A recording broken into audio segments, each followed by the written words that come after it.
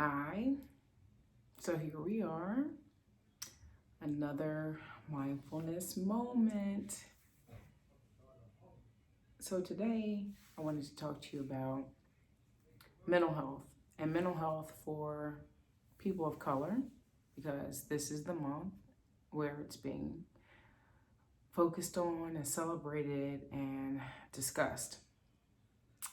So, as a mental health therapist for about 25 years, I think mental health work is really critical, it's really helpful, and it can make life a lot smoother.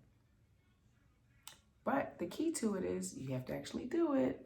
So I know we talk about it a lot, we think about it a lot, we pontificate, debate, hesitate, procrastinate, but don't always get it done.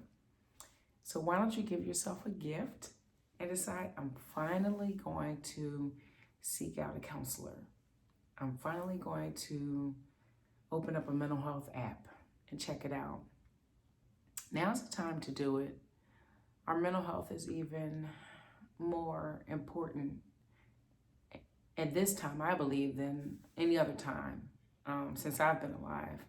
When you think about what we're dealing with just globally, whether it's COVID-19 or it's racism that we deal with.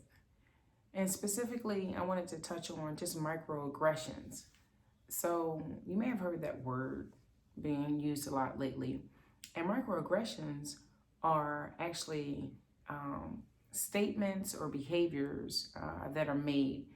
And it's used to kind of take something negative about a non-dominant group. And so it may be done intentionally or it could be done unintentionally. Now that's the conundrum, right?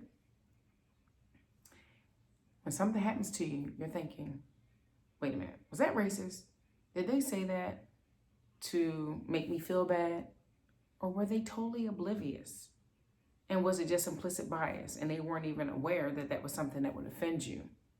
You know, you hear some of the things, wow, can I touch your hair? It looks so soft. Oh, so do you have both parents in your home? Oh, really? You travel there? Oh, was that for work? Yeah, how'd you do that?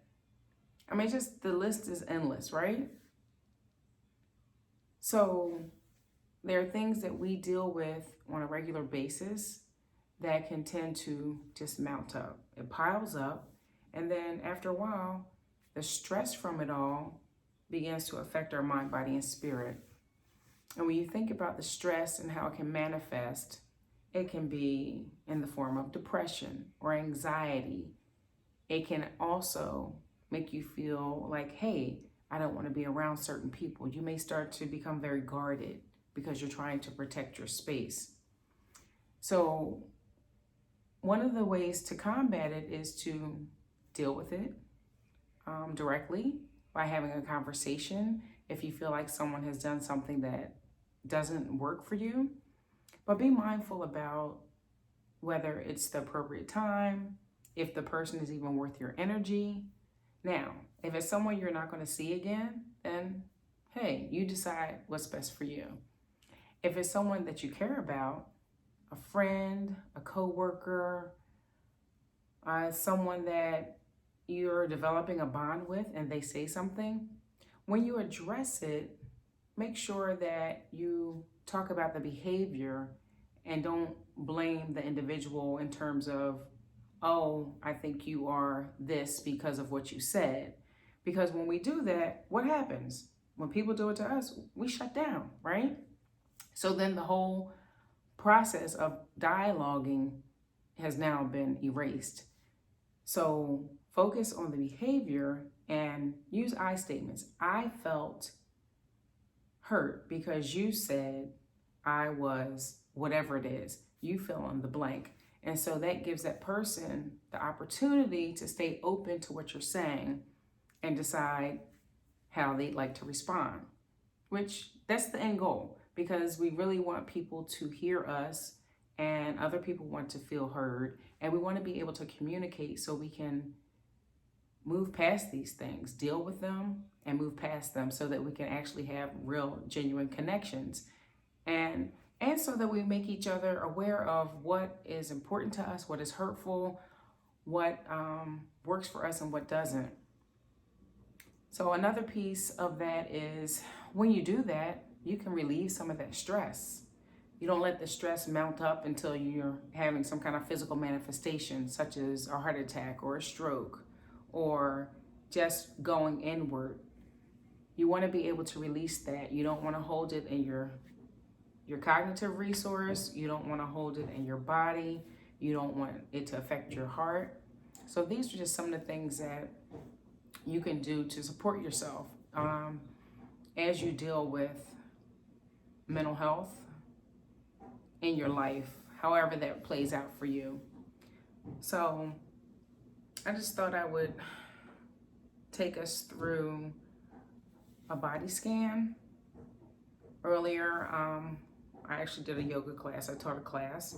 So I wanted to just take us through a quick body scan so that you can feel in your body. A body scan can help you to reconnect with your body, because some of these situations kind of make you feel like you're imagining things and you're spending time thinking about them when your time could be better spent living your life, right? So let's close our eyes and just take a moment just to feel yourself in your body. Your spine is erect. You're sitting. Now, typically body scans are done lying down, but you can also do them in a chair. And right now I've decided that I'd like to sit on the floor. It helps me to feel grounded. And so you may want to sit on the floor as well, or lie down. So as we go through this practice, I just want you to notice anywhere you're feeling any sensation or tingling. And as you feel it in your body, you just notice it and then move to the next place. So you don't want to stay stuck there, but you just want to acknowledge that you're feeling something and then allow it to pass away. So let's start at the top of our head. We're gonna tighten up, and then release. And then let's move down to the eyebrows, eyelids, tighten your eyes, really squinch them up, and release, soften. Let's move to the cheeks and the mouth. You can actually blow your cheeks up and then release. And let's move down to the throat. Take a gulp and then release. Creating space there to be able to speak your truth. And let's move down to the shoulders. Lift, lift, lift, lift, lift, and then drop them down. From there, let's move down to the arms. You can tighten your arms, really contract them, and then release. And then move down into your fingers. You can ball your fists, create fists, and then release on the exhale. And then we can move into our chest. You can bring it together and release on the exhale.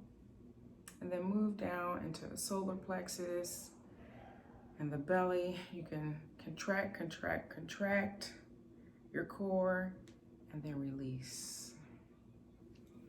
Next, let's move down into our hips. You can squeeze, squeeze, squeeze the hips and the buttocks and release. And then move down into your thighs. Tighten up your thighs, and on the exhale, release. And then let's move down into our calves. You can tighten your calves on the inhale, and on the exhale, release. And let's move down into our feet. You can actually curl your toes, and then exhale, release. And so as you move through this body scan, any place where you felt any tension or pain, acknowledge it and let it pass away. And when you're ready, let's inhale, side out. Let's open our eyes. And just know this body scan is something that athletes may do before they get ready for a big game. You can do it before you get ready for an exam. And it's also something that is done to help you go to sleep. So if you're feeling tense or anxious, you have a lot on your mind, the body scan can help you to go into relaxation and then ultimately go to sleep. So I hope this was helpful, and to let you know that your mental health is most important. So don't delay.